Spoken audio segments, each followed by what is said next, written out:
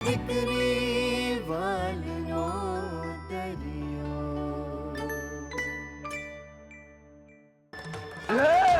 નહીં, મને મારતા નહીં પ્લીઝ. હું તમારા હાથ જોડું છું. મને મારતા નહીં પ્લીઝ. હાથ જોડે છે તારી પોસ્ટર ચોટાડે ત્યારે ભાન નહોતું. હા, ત્યારે વિચાર નહોતો આવ્યો. ત્યારે કોઈ છોકરીની ઇજ્જત પર કાદવ ઉછાળી રહ્યો હતો તું. જ્યારે કિંજલનો હાથ પકડ્યો હતો ત્યારે તો બહુ મજા આવતી હતી ને. શું કહી તું તેને? મારી પાસે બેસ, 500 ના 5000 આપીશ તો લે પૂરા 5 લાખ ને કર મજા. નહીં, મને માફ કરી દો. માફ કરી દો મને. મારી ભૂલ થઈ ગઈ. તમે જે કહેશો હું કરીશ. પ્લીઝ મને છોડી દો. ગીતામાં લખ્યું છે કે અન્યાય કરવો ને અન્યાય સહેવો એ બંને બહુ મોટો ગુનો છે. એટલે હવે હું વધુ ગુનો નહીં થવા દઉં. પપ્પા, સૌથી પહેલા તો હું તમારી પાસે માફી માંગવા આવવાની છું ને જરૂર પડે પેલા રાક્ષસોને જવાબ પણ આપી દઈશ. બસ, બહુ રડી લીધું ને બહુ સહી લીધું.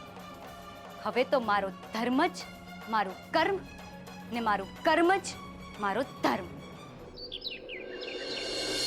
પદ્મા, આવી ગયો છું. અરે પદ્મા, વડોદરાથી મારું કઈ કુરિયર આવ્યું છે? આ રહ્યું. પણ મને એમ કહો, તમે આજે ઓફિસથી આટલા વહેલા કેમ? કઈ વાંધો છે તો પાછો જાઉં? શું તમે પણ? ના, એટલે આ તમારા બૈરાઓનું ગણિત મને સમજાતું નથી. મોડા આવો તો કે કેમ આજે મોડું થયું, વહેલા આવો તો કે આજે વહેલા કઈ રીતે આવી ગયા. એટલે સમજાતું નથી કે ભાઈ ઘરે આવું કે નહીં. હવે આ તમે જરા વધારે પડતું કહી રહ્યા છો. ચા પીશો કે પછી આજે મારી જોડે આંબેલ કરવાનો વિચાર છે? ચલો, આજે જેમ પત્ની કે તેમ. એટલે વહેલા આવવાનો ગુનો કરી બેઠો છું ને. એમ જો આજે હું કહું એમ કરવાના હો તો આંબેલ પતાવીને મોહનભાઈના ત્યાં આટો મારી આવીએ. મોહનભાઈને ત્યાં? કેમ? કેમ શું? એમના ત્યાં આટલું બધું થઈ ગયું ક્યાંક એમને એવું ના લાગે કે આપણે પણ હાથ પાછા ખેંચી લીધા. જો પદ્મા, મોહનભાઈને જે સમજવું હોય તે સમજે. તું મારી એક વાત બરાબર સમજી લે. આ કિંજલને કારણે આપણી પ્રતિષ્ઠા અને ઉત્કર્ષના નામ પર પણ છાંટા ઉડ્યા છે. એટલે હું એ ઘરમાં પગ સુદ્ધા મૂકવાનો નથી. અને આપણી નિસ્બત માત્ર સેજલ સાથે છે તો સેજલ ઘરે આવશે ત્યારે ખરખરો કરી લઈશું. ખરખરો? નહીં તો શું ફરકના પેંડા માગીએ? અરે ઉત્કર્ષ તો છોકરો છે પણ કિંજલે સમજવું જોઈએ ને. મોટી નીકળી હતી તલવાર લઈને. શું થયું? આવ્યો ને, ઘરે બેસવાનો વારો આવ્યો ને. અરે પણ એમાં બિચારી કિંજલનો શું વાંક? પણ એ તો બિચારી. પદ્મા, તારા આંબેલનો સમય થઈ ગયો છે અને હું નથી ઈચ્છતો કે આવી ફાલતુ બાબતને કારણે વર્ષોથી ચાલી આવતું તારું આ આંબેલનું તપ તૂટે. બિચારી કિંજલ. અરે હું પણ તો એ જ ઈચ્છું છું કે કેમે કરીને કિંજલનું દુકાને જવાનું બંધ થાય અને એની સેજલ અને રૂપેશના લગ્નને ધામધૂમથી ઉજવવા વાળી વાત કકડભૂસ થઈ જાય. બસ ક્યારે એ જોવાનું છે. જો ઉત્કર્ષ, હજુ કહું છું, એકવાર વિચાર કરી લે. તું જે કરવા જઈ રહ્યો છે એનું પરિણામ જુદું પણ આવી શકે છે. મને પરિણામની ચિંતા નથી યાર. ગીતામાં કહેવાયું છે કે તન મન ધર્મથી બસ કર્મ કરે રાખ. પણ ક્યાં ક્યારે કેટલું આપવું એ ઈશ્વર પર છોડી દે. એટલે અત્યારે આ વાત પર પૂર્ણ વિરામ મૂકીએ. જો મને આ ગીતા જ્ઞાન બધું સમજમાં નથી આવતું. મને તો બસ એક જ ડર છે કે પાછળથી રડવાનો વારો ના આવે. જે થશે એ જોયું જશે.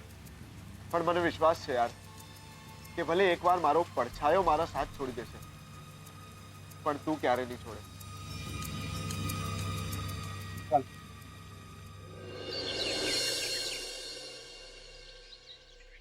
એટલે તને લાગે કે સમય વધારે થઈ ગયો?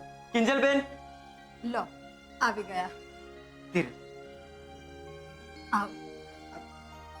થાકી ગયા હશો ને? તમે બેસો, હું તમારા માટે પાણી લઈ આવું. ગુલાબ, દુકાને પછી બધું બરાબર હતું ને?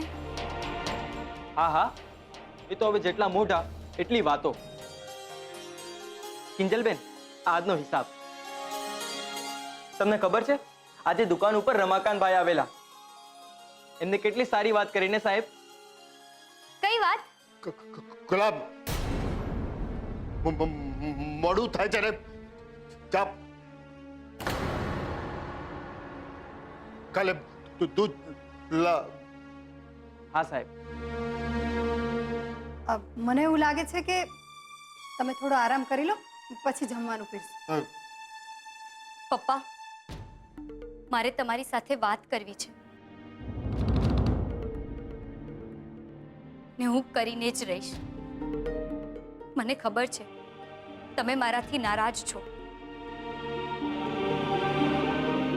દુકાન પર પોસ્ટર બાબત હોય કે પછી બાબુલાલે કરેલો હોબાળો હોય, એ વાતનો તમને ભયંકર દુઃખ છે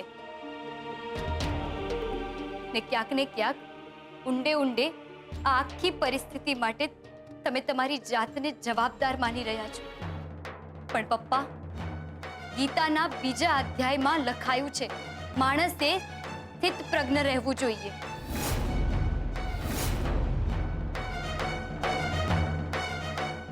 પપ્પા, છેલ્લા 2-4 દિવસોમાં મારી સાથે જે કંઈ પણ થયું એનાથી હું અંદરથી ખૂબ હલી ગઈ હતી. સમજાઈ નહોતું રહ્યું કે મારે શું કરવું જોઈએ. પણ પછી મને વિચાર આવ્યો, દુનિયાની બધી દ્વિધા દુવિધા નો જો ક્યાંય જવાબ લખાયો હોય તો પપ્પા એ ગીતામાં છે. મેં ગીતાજી વાંચવાની શરૂઆત કરી. પપ્પા, આપણે છે ને લોકોની નિંદાથી, એમના મેણાટોણાથી ડરીએ છીએ અને એ ડર જ છે જે આપણને આપણા રસ્તા પર ચાલવા નથી દેતો, ભટકવા માટે મજબૂર કરી નાખે છે. પણ જો એ વંટોળમાંથી સુખરૂપ બહાર નીકળવું હોય તો એક જ રસ્તો છે, એક જ માર્ગ છે.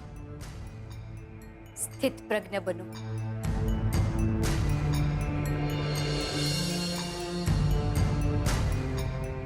પરિસ્થિતિને ત્રીજી વ્યક્તિ બનીને સમજો ને સ્વીકારો. પછી જો સમજાય કે વાંક તમારો નથી, તમારો પથ ખોટો નથી, તો આગળ વધો. વંટોળ, વાવાઝોડા આવતા રહેશે અને એની જાતે જતા પણ રહેશે. મનુષ્ય ધર્મ માત્ર એટલો છે કે કર્મ કર. ને એટલે જ પપ્પા, મેં નક્કી કર્યું છે કે હું મારા કર્મનો માર્ગ નહીં મૂકું. મેં સ્થિત પ્રજ્ઞ બનીને આખી પરિસ્થિતિ માપી જોઈ. જ્યારે મારો કોઈ ગુનો છે જ નહીં ત્યારે કેવો ભય, કેવો ડર ને કેવો સંકોચ. પપ્પા, મારે જે કહેવું હતું મેં કહી દીધું. હું દુકાને આવવા માંગુ છું. હવે નિર્ણય તમારે લેવાનો છે. હા કે પછી ના.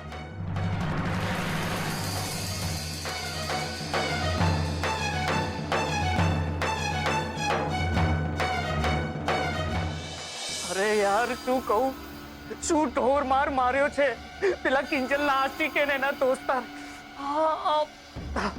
કેવી રીતે બચ્યો એ તો મારું મન જ જાણે છે. પણ બેવકૂફ, તું એ લોકોના હાથમાં આવ્યો કેવી રીતે? પહોંચ્યા કેવી રીતે તારા સુધી? મને કઈ જ ખબર નથી. બસ મારીને એટલો મજબૂર કરી નાખ્યો, એ બધું જ બોલવડાવ્યું જે એ લોકો ઈચ્છતા હતા. એટલે શું બકી માર્યું તે મૂર્ખા? બોલ. શું? સત્યાનાશ! બેવકૂફ! બોલો પપ્પા. હા, કે ના? શું હું દુકાને આવી શકું છું? શું અંદર આવી શકું છું? અરે રૂપેશ કુમાર, તમે આવો ને, આવો. તમારે થોડું પૂછવાનું હોય. આવો, બેસો. અરે ઉત્કર્ષ, તું પણ આવ. પાણી લઈને આવી. બેસો ને. શું લેશો? ચા કે ઠંડુ? માફી, જો અંકલને વાંધો ના હોય તો. અંકલ, હું જાણું છું કે મારું અહીંયા આવવું તમને નથી ગમ્યું, પણ જો હું અહીંયા આવવાની હિંમત કરી રહ્યો છું તો એક વાત તો સ્પષ્ટ છે ને કે મારો અને કિંજલનો સંબંધ પણ એટલો જ સ્પષ્ટ હશે. મને ખબર છે અંકલ કે યુગ બદલાઈ ગયો છે, લોકોની રહેણી કરણીમાં પણ ફેર આવી ગયો છે, પણ લોકોની માનસિકતામાં હજુ ફરક નથી પડ્યો. જ્યારે આવી કોઈ પરિસ્થિતિ જન્મે છે ત્યારે એક છોકરા કરતા છોકરીને વધુ સહન કરવું પડે છે.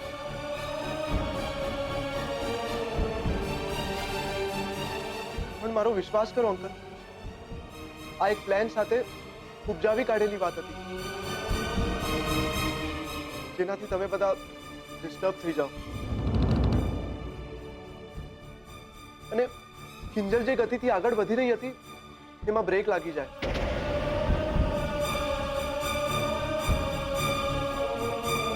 આ બાબુલાલ જેવા માણસોનું આ જ કામ હોય છે. એ ફૂલને પોતાનું કરવામાં મથે છે અને જ્યારે ફૂલ એમના હાથમાં નથી આવતું ત્યારે એને રેસી નાખવામાં માને છે. પછી એને માટે એને ચાકુ ઉપાડવું પડે તો ચાકુ અને પોસ્ટર્સ છપાવવા પડે તો પોસ્ટર્સ. એ છતાં જો તમને લાગે છે કે આ બધામાં મારો વાંક છે તો તમારો ગુનેગાર તમારી સામે છે. તમને જે સજા આપવી હોય આપી શકો છો, પણ કિંજલને સજા કરી પોતાની જાતને સજા નહીં આપો. કિંજલને ટી સ્ટોલ પર જવાથી ના રોકો. જવા દો કિંજલને દુકાને પ્લીઝ. હું હાથ જોડું છું.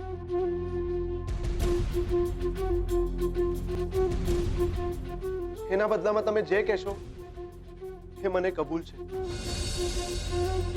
અંકલ પ્લીઝ કંઈક તો બોલો. હા પપ્પાજી, કંઈક તો બોલો. ક્યાં સુધી કિંજલ અને ઉત્કર્ષ વગર વાકે પોતાની જાતને સજા આપતા રહેશે? તો હું આપી રહ્યો છું મારી જાતને.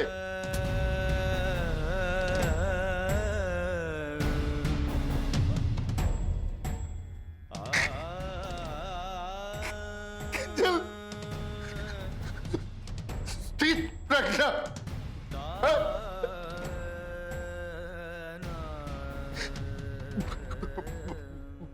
બંને જણા તો એવી રીતે કહી રહ્યા છે કે વાંક મારો છે.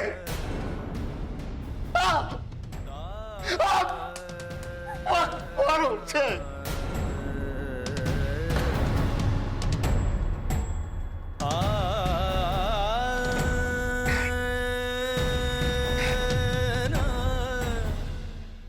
સપનું મારું,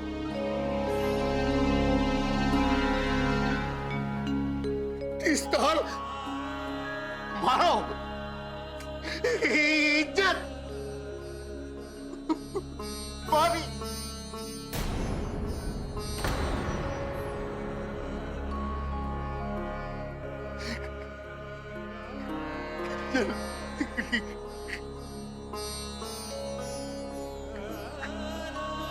મારી જ્યારે તું અહીંયા આવી જાય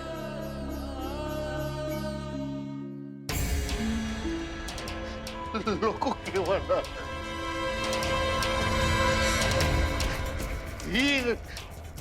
આવી ગયો.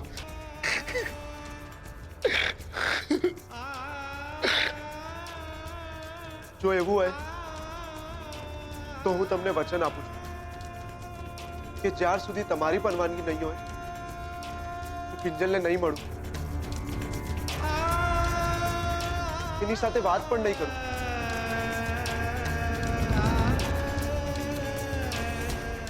પણ તમે કિંજલને ટી સ્ટોલથી દૂર ના કરો. કિંજલ જીવતી છે તો ફક્ત ટી સ્ટોલના કારણે.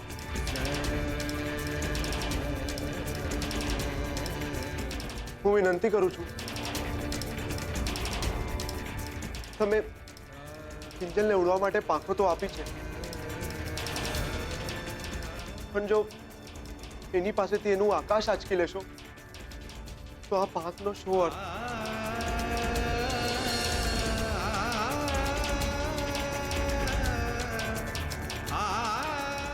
હા પપ્પાજી, અમે જાણીએ છીએ કે જે કંઈ પણ થયું એ લોકોના મગજમાંથી કાઢવું એટલું સહેલું નથી.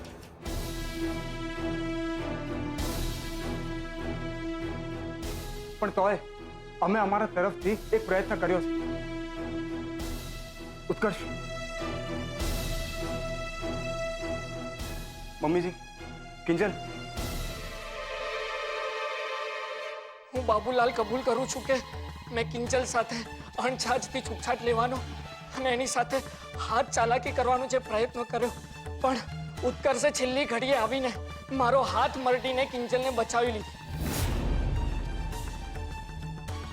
અને એ વાતનું ખુન્નસ કાઢવા મેં દુકાનો અને તાપીનગરની દિવાલો પર એ બંનેના ખોટા પોસ્ટરો છપાવડાવ્યા અને કિંજલને બદનામ કરવાનો પ્રયાસ કર્યો. મારા આ કૃત્ય બદલ હું માફી માંગુ છું અને કિંજલ અને એના પરિવારને જે બદનામી થઈ એના માટે સોરી કહું છું. એટલું જ નહીં અંકલ, બાબુલાલે પોતાના હાથે આ માફીનામું લખી આપ્યું છે, જે આવતીકાલે છાપામાં છપાઈને આવી જશે.